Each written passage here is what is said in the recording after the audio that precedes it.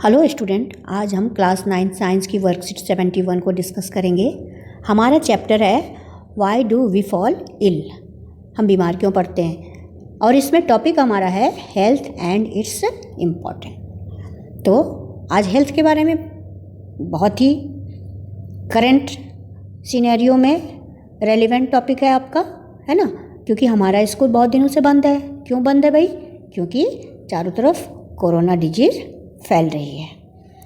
यही बात यहाँ लिखी हुई है। These days so many healthy people are getting infected by corona, what can be the reason for this. आजकल चारों तरफ जो कोरोना फैल रही है तो उसका रीजन क्या है? आपने जो अभी कोरोना का काफ़ी टाइम निकल गया और ये बीमारी जा नहीं रही है, तो इसमें बहुत सारे हेल्थ प्रिकॉशन बताए गए हैं, है ना। क्या करना है हमें कि हमें अपनी इम्यूनिटी पावर को बढ़ाना है। यही बात यहाँ लिखी है। Covid is spreading due to two reasons. पहला है वीक इम्यूनिटी और दूसरा है केयरलेसनेस।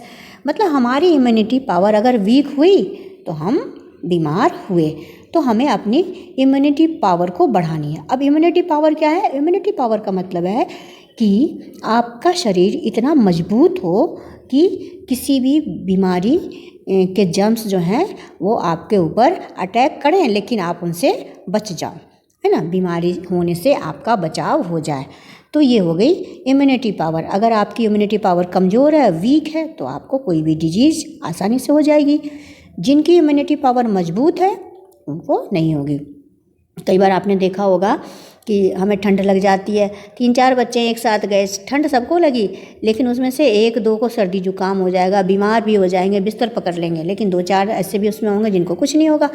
तो जिनकी इम्यूनिटी पावर वीक है वो बीमार हो गए, जिनकी मजबूत है वो बीमार नहीं हुई। ये हो गई इम्यूनिटी पावर की बात। केयरलेसनेस यही हो गई कि हमें पता है कि हमें मास्क लगाना चाहिए, हमने मास्क नहीं लगाया, वैसे ही घूमते रहे और कब न जाने अनजाने ऐसे लोगों के कांटेक्ट में आ गए जिनको ये बीमारी है और फिर वहाँ से वायरस हमारे पास आ गया। तो एक तो केयरलेसनेस है, दूसरी वीक इम्यूनिटी है। अब WHO जो है, वर्ल्ड हेल्थ ऑर्गेनाइजेशन, ये हेल्थ की क्या डेफिनेशन देता है ये देखिए। Health is a state of being well enough to function well physically, mentally and socially. तो WHO कहता है हेल्थ का मतलब क्या है कि हम अपने सारे डे टू डे के फंक्शन को करने में बिल्कुल हमें सक्षम होना चाहिए। फिजिकली हमें स्ट्रांग हो, है ना, शरीर से, बॉडी, मेंटली स्ट्रांग हो, मेंटल लेवल जो है हमारा इतना स्ट्रांग हो कि कोई छोटी से छोटी बात या बड़ी से बड़ी बात हमें टेंशन ना दे सके, और सोशली तो हमें मजबूत होना ही चाहिए। तो अब इसको हम देखेंगे आगे, एक एक को अलग अलग डिस्कस करते हैं। Health can not be achieved by individual as it depends on surrounding. हाँ, ये बात सही है कि हेल्थ अकेले की चीज़ नहीं है कि हमने अपना अच्छा खाना खा लिया, प्रॉपर डाइट ले ली और हम हेल्दी हो गए, क्योंकि ये हमारी सराउंडिंग्स में, मतलब चारों तरफ के वातावरण पर और हमारे इन्वायरमेंट जहाँ हम रह रहे हैं उस पर भी निर्भर करता है। It is a social responsibility to maintain cleanliness and hygiene to prevent spreading of disease like corona। तो ये दिया हुआ है कि हमारी सोशल रिस्पॉन्सिबिलिटी बनती है, जिम्मेवारी बनती है कि हम साफ़ सफाई को मेंटेन करें, हाइजीन मेंटेन करें, है ना, बार बार हाथ धोना, 2 गज की दूरी और मास्क पहनना, ये सारा कुछ जो बताया गया है उसको मेंटेन करें ताकि हम कोरोना से बच सकें। अब आगे देखिए क्या है। प्रॉपर हेल्थ के लिए हमें मेंटली फिट रहना होगा, फिजिकली फिट रहना होगा, सोशली भी फिट रहना पड़ेगा। अब मेंटल फिटनेस क्या है? The person is not under any kind of psychological stress और टेंशन। मतलब मेंटली फिट उसको कहते हैं जो किसी भी तरह के साइकोलॉजिकल स्ट्रेस या टेंशन में नहीं है। देखो, टेंशन तो हर एक की लाइफ में आती है। छोटे बच्चे हैं, अभी पेपर होने वाले हैं, उनको भी टेंशन हो रही है कि भाई पेपर में कैसा पेपर होगा, क्या रिजल्ट आएगा, पास होऊंगा नहीं होऊंगा, तो टेंशन तो होती है। बड़ों की अलग टेंशन होती है, लेकिन उस टेंशन को झेलने की ताकत हमारे अंदर होनी चाहिए, तभी हम कह सकते हैं कि हम मेंटली फिट हैं। फिजिकली में हो गया, बॉडीली मतलब फिट होनी चाहिए, शरीर से फिट होना चाहिए। The person is active and disease free, कि इंसान जो है एक्टिव है, अपने सारे काम जो है बहुत अच्छी तरह से कर रहा है और डिजीज़ उसको कोई नहीं, डिजीज़ फ्री है वो, उसको बीमारी नहीं है। तो हम कह सकते हैं कि वो इंडिविजुअल जो है वो फिजिकली फिट है। Socially fitness, the person is able to communicate and socialise well to fulfil his requirement. तो हमें सोशली भी फिट रहना पड़ेगा, यानी जो भी हम जिस समाज में रहते हैं, जिस सोसाइटी में रहते हैं, उसमें हम प्रॉपरली कम्युनिकेट करें। ये नहीं कि अपना घर बंद कर लिया, हमें अड़ोसियों से पड़ोसियों से किसी से कोई मतलब नहीं है, ऐसा नहीं होना चाहिए। हमें सबसे मेल जोल रखना चाहिए, बातचीत करना चाहिए, उनके समय पर काम आना चाहिए, वो हमारे समय पर वो काम आएंगे। इस तरह से हम अपने रिक्वायरमेंट को फुलफ़िल कर पाएंगे। अगर हम किसी से कोई मतलब नहीं रखेंगे तो हमारे समय पर भी कोई नहीं आएगा। तो इस तरह से हमें सोशली फिट रहना चाहिए। अब है conditions necessary for good health. अच्छे हेल्थ के लिए क्या क्या कंडीशन हैं, किस तरह से हम अच्छे गुड हेल्थ को मेंटेन कर सकते हैं। Healthy and balanced diet. Healthy dietary intake मतलब हमें डाइट कैसा लेना चाहिए, बैलेंस डाइट। बैलेंस डाइट आपने पढ़ा होगा, ऐसा भोजन जिसमें कार्बोहाइड्रेट भी हो, फैट भी हो, प्रोटीन भी हो, विटामिन्स भी हो। तो इस तरह का बैलेंस डाइट लेना चाहिए। हेल्दी खाना, सलाद भी खाना है, दाल भी लेनी है ना, और जो भी लीफी वेजिटेबल हैं वो भी लेना है। तो इस तरह से हमारा डाइट मेंटेन होता है। ये नहीं कि खूब क्या करें, मिर्च मसाले वाला खाना, स्पाइसी फूड बाहर जाकर खा लें, तो उससे हमारा हेल्थ मेंटेन नहीं होगा। दूसरा है पर्सनल एंड सोशल हाइजीन। हमारा अपना हाइजीन, अपने शरीर का हाइजीन स्वस्थ रहना चाहिए। डेली नहाना है, धोना है, शरीर की बॉडी की सफाई रखनी है, ये हो गया पर्सनल हाइजीन। सोशल हाइजीन हो गया कि हमारे चारों तरफ के सोसाइटी में भी हेल्दी इन्वायरमेंट हो और साफ़ सफाई हो। ये नहीं कि अपने घर का कूड़ा कचरा निकाला, घर के बाहर फेंक कर गेट बंद कर लिया। बाहर तो नालियों में कूड़ा डला है, नालियों का पानी जो है गलियों में जा रहा है, तो इससे सोशल हाइजीन मेंटेन नहीं होगा।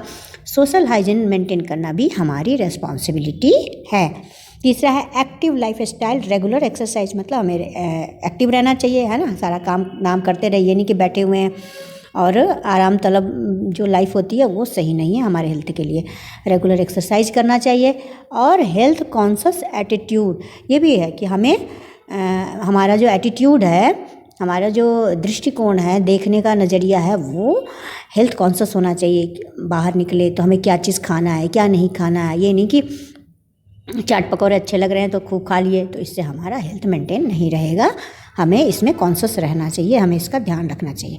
Good physical and social environment, it includes clean surrounding, अभी जैसे कि मैंने बताया, good sanitation, proper garbage disposal and clean drinking water.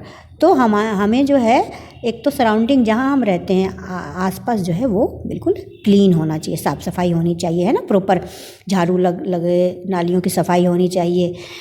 Sanitation जो है, सैनिटरी व्यवस्था जो है वो सही होनी चाहिए, है ना। इसके अलावा गार्बेज का जो कूड़ा करकट का प्रबंधन जो है वो सही होना चाहिए कि भाई कूड़ा गाड़ी आ रही है, उस पर सारे लोग जो है कूड़ा डाल रहे हैं, इधर उधर गार्बेज फेंका नहीं जा रहा है, कूड़ा कचरा इधर उधर कूड़ों का ढेर नहीं लगा हुआ है, ऐसा होना चाहिए हमारा समाज, हमारी सोसाइटी। और ड्रिंकिंग वाटर जो है साफ़ होना चाहिए। कई जगह से क्या होता है, पानी में ही कुछ गंदगी होती है जिसके कारण वाटर बॉर्न बहुत सारे डिजीजेज हो जाते हैं, है ना। तो क्लीन ड्रिंकिंग वाटर की व्यवस्था होनी चाहिए। पांचवा है good economic condition for provision of good food. हाँ, ये भी है, गुड फूड के लिए इकोनॉमिक कंडीशन भी बढ़िया होना चाहिए, है ना। कई बार बहुत ज़्यादा गरीबी होती है। अब गरीबी ज़्यादा है तो उस सिचुएशन में क्या होगा, हम बहुत सारे फ्रूट्स हैं वो नहीं खरीद सकते प्रॉपरली, मतलब हम डाइट नहीं ले सकते, क्योंकि डाइट में आपको क्या चाहिए, मिल्क भी चाहिए। अब देखो जब गरीबी है तो क्या होगा, मिल्क की व्यवस्था नहीं कर सकते, बच्चों को कम देंगे या नहीं देंगे, सिर्फ चाय बनेगी, है ना। पल्सेस कितनी महंगी हो रही हैं। तो इन सब चीज़ों के लिए जो भी हमारी नीड है उसको पूरा करने के लिए हमारी इकोनॉमिक कंडीशन अच्छी होनी चाहिए, हमारे पास पैसे तो होने चाहिए।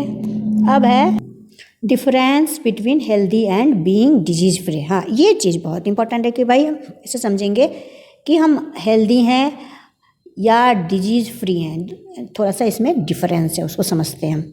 Sometimes a person who is not suffering from any disease might be unhealthy.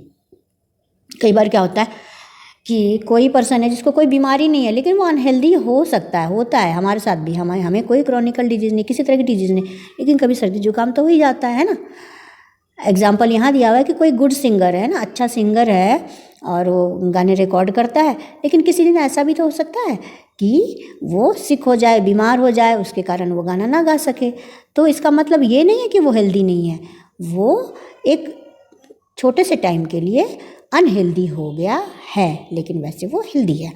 इसी तरह से ये दिया हुआ कि हेल्थ का जो डेफिनेशन है वो पर्सन टू पर्सन वेरी करता है।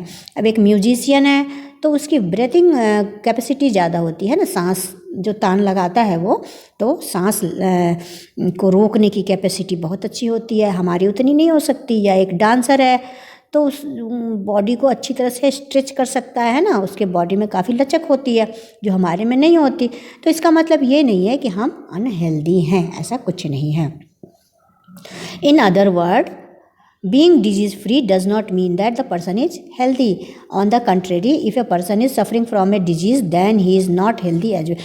तो इसका मतलब है डिजीज़ फ्री है तो इसका मतलब ये नहीं है कि हम कभी हमें छोटी मोटी बीमारियां नहीं हो सकती हैं। लेकिन जो पर्सन किसी बीमारी से सफ़र कर रहा है तो वो बीमारी से तो सफ़र कर ही रहा है, साथ में वो हेल्दी भी नहीं है। तो ये अच्छे से मैंने समझा दिया। अब है सिग्निफिकेंस ऑफ हेल्थ, कि हेल्थ की सिग्निफिकेंस क्या है, इस हेल्थ का महत्व क्या है। It increases our working efficiency and help us to perform various activities at our best. तो अगर आप हेल्दी रहेंगे तो आपकी वर्किंग एफिशिएंसी तो बढ़ेगी। पढ़ने बैठोगे तो आपको जल्दी याद हो जाएगा। जब हम अनहेल्दी हैं तो हमारा तो इंटरेस्ट ही नहीं आ रहा है ना, तबीयत ही सही नहीं लग रही है, हम क्या काम करेंगे। तो हम जो वेरियस एक्टिविटीज़ हैं उनको भी अच्छी तरह से नहीं कर पाएंगे। इसीलिए हेल्थ जो है वो इम्पॉर्टेंट है, हमें हेल्दी रहना इम्पॉर्टेंट है।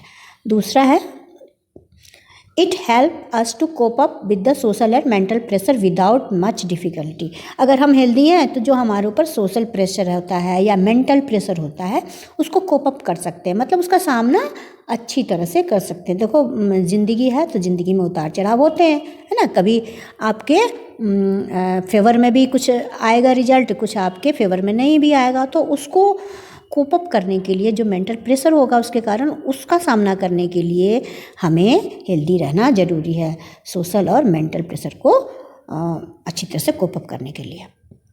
It makes us life joyful. हाँ, हेल्दी रहेंगे तो हम जॉयफुल भी रहेंगे, है ना। ज़िंदगी की जो भी ज़िंदगी की खुशियाँ हैं उसका हम अच्छी तरह से भरपूर मज़ा ले सकते हैं अगर हम हेल्दी हैं तो। Only a healthy individual can be happy and contribute to society. We need good health not only for ourselves but also for our society. तो इसमें ये कहा गया कि जो हेल्दी इंडिविजुअल हैं वही हैप्पी रह सकते हैं और वही समाज के लिए कुछ कर सकते हैं ना, कंट्रीब्यूशन दे सकते हैं सोसाइटी के लिए। आप हेल्दी रहोगे तभी तो अपने सोसाइटी में जाके लोगों से मिलोगे जुलोगे, किसी तरह का कोई प्रोग्राम हो रहा है उसमें भाग ले सकते हो, उसके लिए काम कर सकते हो। तो कंट्रीब्यूशन तो हमारा सोसाइटी के लिए तभी होगा जब हम हेल्दी रहेंगे। और हमारा हेल्दी रहना सिर्फ हमारे लिए नहीं बल्कि हमारे सोसाइटी के लिए और हमारी कंट्री के लिए भी ज़रूरी है। ठीक है, तो इस तरह से आपको हेल्थ के बारे में क्या क्या इम्पोर्टेंट पॉइंट्स हैं, क्या इसके सिग्निफिकेंस हैं और किस तरह से हम गुड हेल्थ को मेंटेन कर सकते हैं, इसके बारे में बताया गया। अब इसके क्वेश्चन आंसर देखेंगे हम। फर्स्ट क्वेश्चन है what is health, write its significance. तो व्हाट इज़ हेल्थ की डेफिनेशन आपको यहाँ दी हुई है। Health is a state of being well enough to function well physically mentally and socially. ये WHO की डेफिनेशन है, तो ये आप लिख देंगे व्हाट इज़ हेल्थ में। और इसका सेकेंड पार्ट है राइट इट्स सिग्निफिकेंस। तो सिग्निफिकेंस आप यहाँ से लिख देंगे। ये सारे जो 1, 2, 3 ये 3 पॉइंट्स हैं, इसको अच्छी तरह से लिख देंगे। ये आपका हो गया क्वेश्चन नंबर 1। अब क्वेश्चन नंबर 2 है how being disease free is different from being healthy, explain.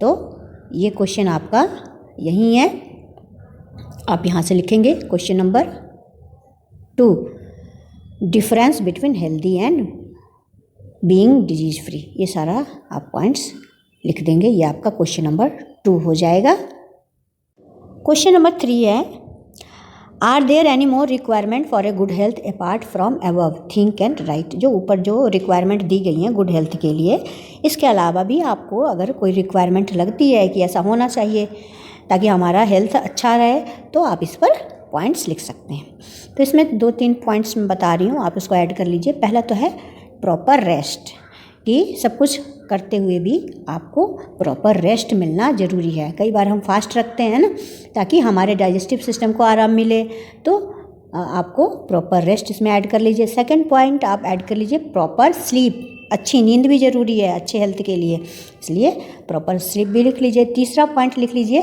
Positive attitude towards life. हमें लाइफ के प्रति अपना एटीट्यूड पॉजिटिव रखना है कि जो हम कर रहे हैं वो अच्छा कर रहे हैं, हमारा फ्यूचर अच्छा होगा, हम अच्छे से काम कर पाएंगे। ये सारे पॉजिटिव बातें हमें सोचनी चाहिए। उसके बाद अगला पॉइंट आप लिख सकते हैं इंटरटेनमेंट। इंटरटेनमेंट भी बहुत ज़रूरी है। सिर्फ काम काम काम से तो आप थक जाएंगे, फिजिकली भी और मेंटली भी, इसलिए हमें इंटरटेनमेंट भी ज़रूरी है, हमारा मनोरंजन भी ज़रूरी है।